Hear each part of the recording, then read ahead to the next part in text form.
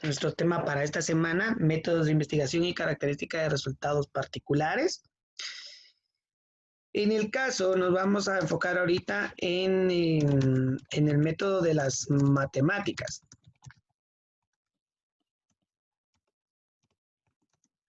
En el caso del método de las matemáticas, dice que la base del rigor en las ciencias matemáticas es la demostración apodíctica, o sea, el desencadenamiento de proposiciones, de tal manera que no se podría admitir lo contrario de lo que se afirma, porque equivaldría a contradecir lo que previamente ya se había admitido. Veamos un ejemplo. En geometría, los teoremas son proposiciones verdaderas, ¿sí? Y son proposiciones verdaderas y necesariamente verdaderas, pero su demostración parte de principios como los axiomas, las definiciones y los postulados. Su método, o sea, el método aquí de las matemáticas, es fundamentalmente deductivo. Ese es en el caso de las matemáticas. Ahora hablamos del método de las ciencias humanas. En el caso de las ciencias humanas, como su nombre lo indica, vamos a ponerlo con siglas acá, CH, las ciencias humanas, tienen como objeto de estudio al hombre. Bueno, ¿y quiénes integran las ciencias humanas? Bueno, podríamos tener aquí a la historia, la sociología, la economía, política, psicología, entre otras.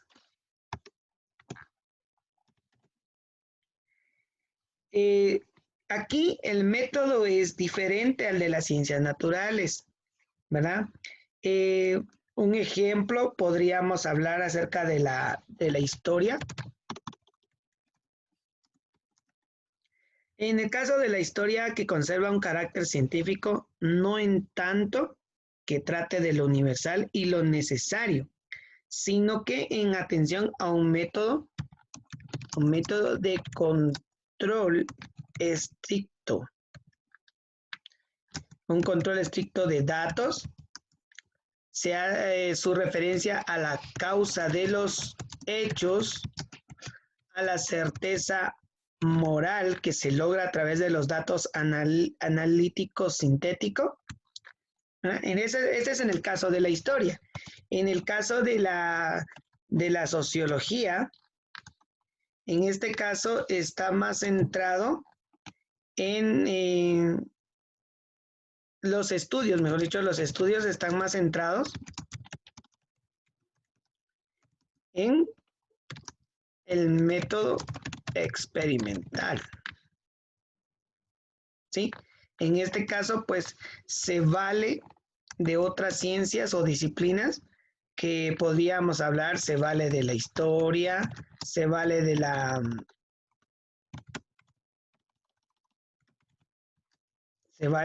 etnografía y también de la estadística.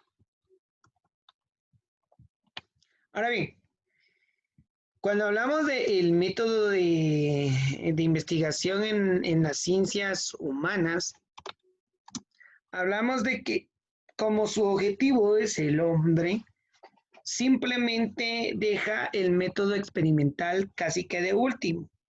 ¿Por qué?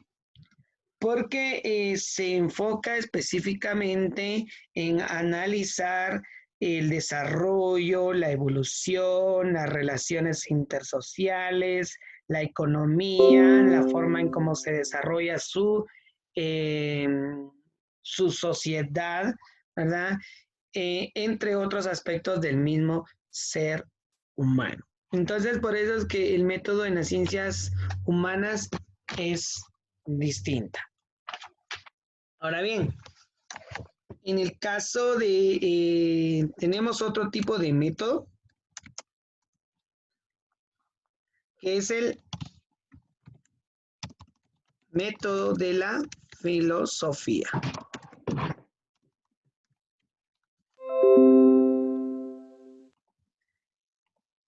En el caso de el método de la filosofía, la primera parte del método filosófico es la experiencia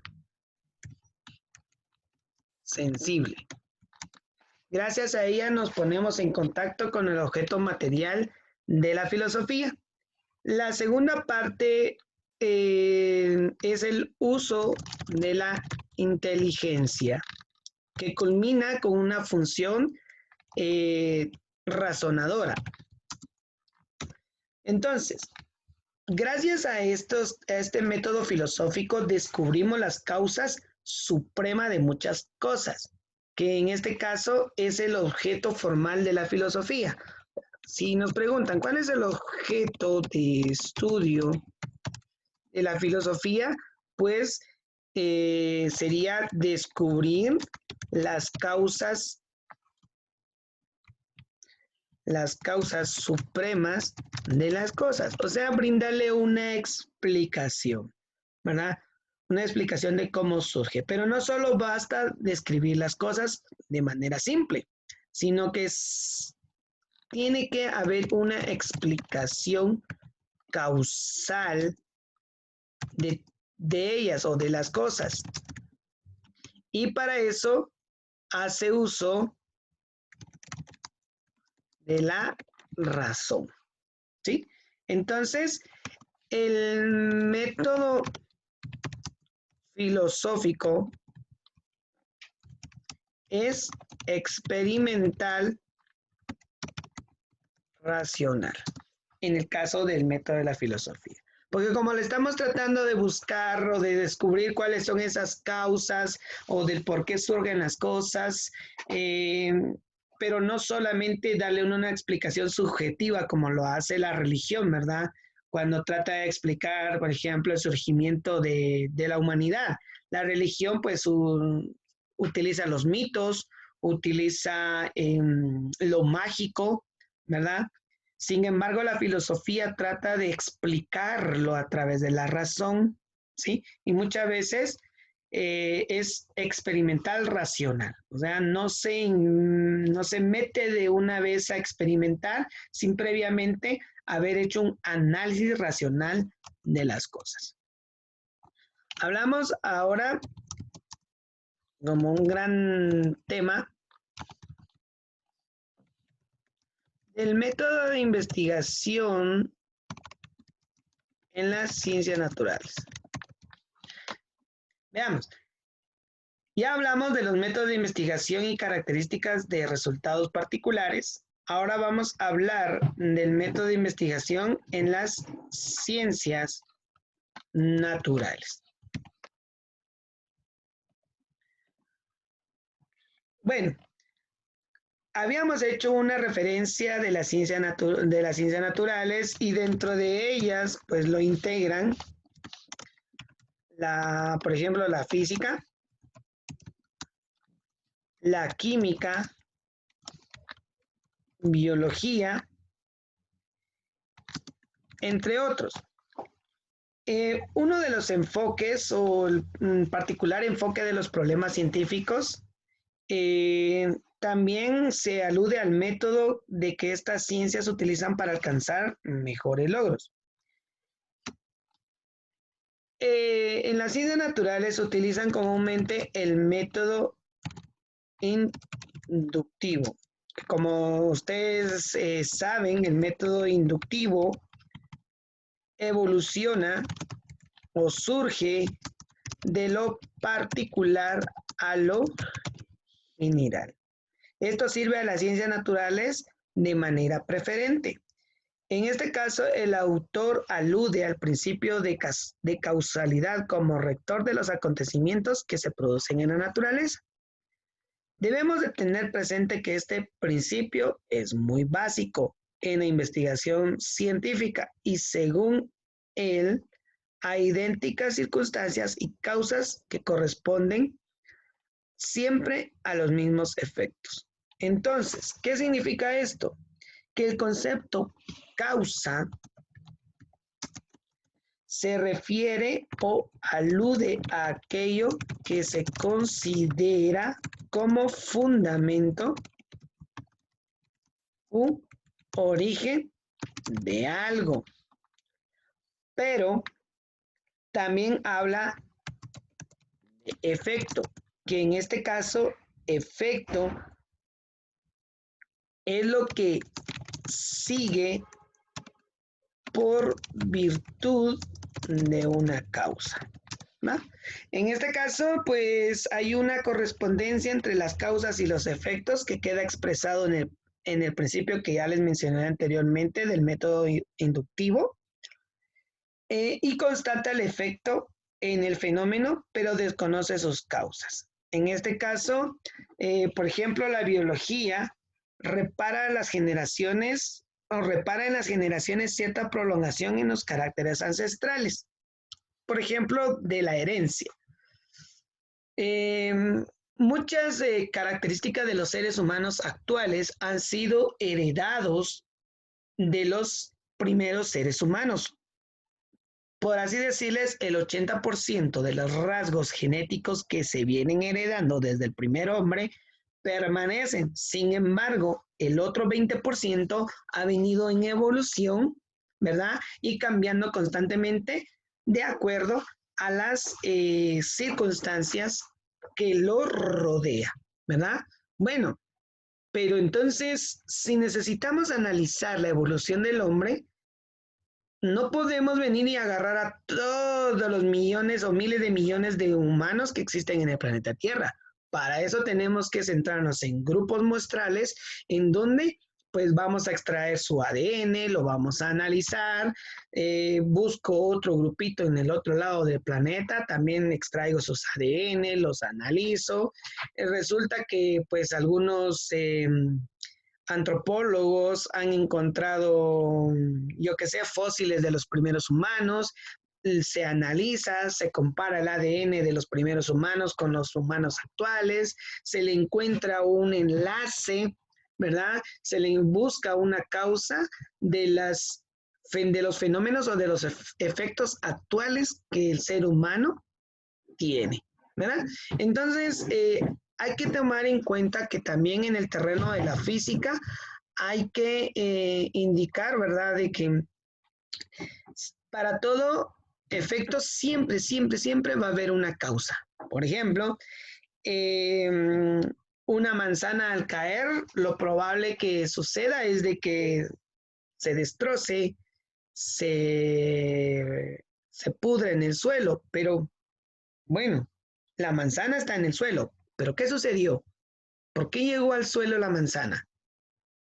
Y es ahí donde uno empieza a decir, bueno, ¿cuál fue la causa?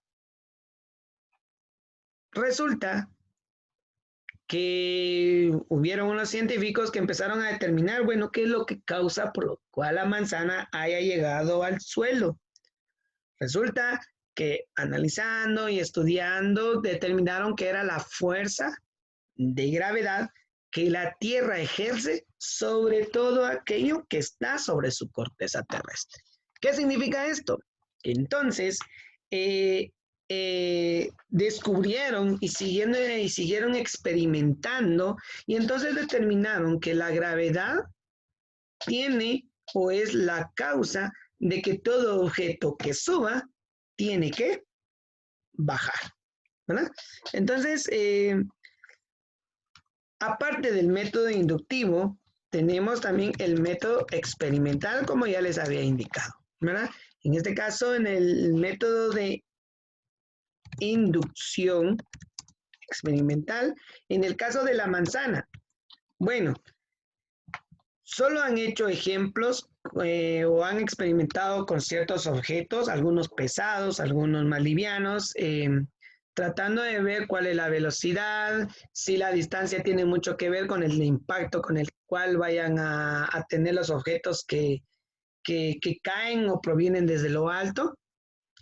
Todos esos experimentos solo lo hacen una o dos veces y con ellos sacan varios resultados y ese resultado de un experimento o de dos experimentos de unas cosas se generaliza para el resto de cosas que eh, habitan este planeta. Entonces, veamos, chicos, en el caso de las ciencias naturales,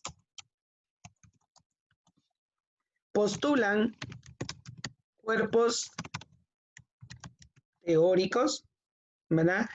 Que en los cuerpos teóricos tratan de asentar las consideraciones teóricas surgidas de los distintos métodos. Otro que utiliza las ciencias naturales es la regla, ¿verdad? Que en este caso se le conoce como cualquier proposición prescriptiva. Que significa que así como se indicó, así va a suceder, ¿verdad? En este caso, pues comprende las nociones más restringidas de norma, máxima y ley, ¿verdad? Entonces, también hablan de postulados. En este caso, un postulado es una proposición que admite o se requiere sea admitida a fin de hacer posible una demostración o procedimiento. Vaya, no he entendido eso. Dímelo otra vez, por favor. Muy bien. Y tenemos las teorías. La teoría, como sabemos, es un conocimiento especulativo surgido de un proceso científico. En este caso, se busca que sea comprobada para que sea considerado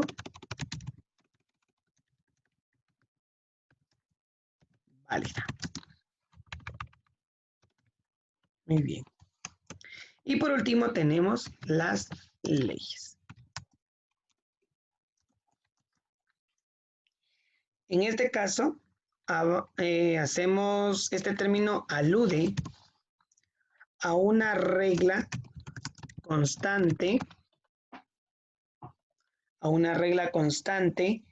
e invariable de las cosas. Muy bien. En resumidas cuentas, los cuerpos teóricos, pues, tratan de juntar varias teorías que han surgido de muchos métodos, ¿verdad? Y lo trata de unir. Un claro ejemplo es la psicología, que utiliza cuerpos teóricos para poder explicar el comportamiento del ser humano. En el caso de la regla, pues se hace como una proposición que así debe ser o así se debe experimentar. Por ejemplo, en el caso de la química, ¿verdad? Existe una regla que pues utiliza las nociones de cualquier norma o de cualquier máxima o de cualquier ley, ¿verdad? Si no hubieran reglas en las ciencias naturales, pues cualquiera pudiera experimentar acerca de cualquier cosa. Por ejemplo, lo de la clonación. La clonación es un tema muy polémico que surgió allá por los años de 1990, en donde ahí en el año 1998, si no estoy mal, crearon la primera oveja clonada, ¿sí?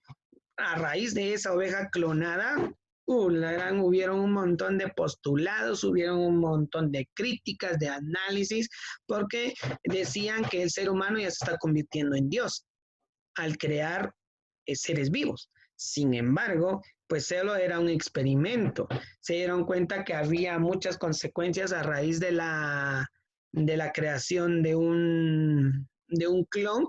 Entonces la comunidad científica aplicó reglas muchas veces éticas para evitar cualquier tipo de experimento que vaya en contra de las nociones éticas del humano.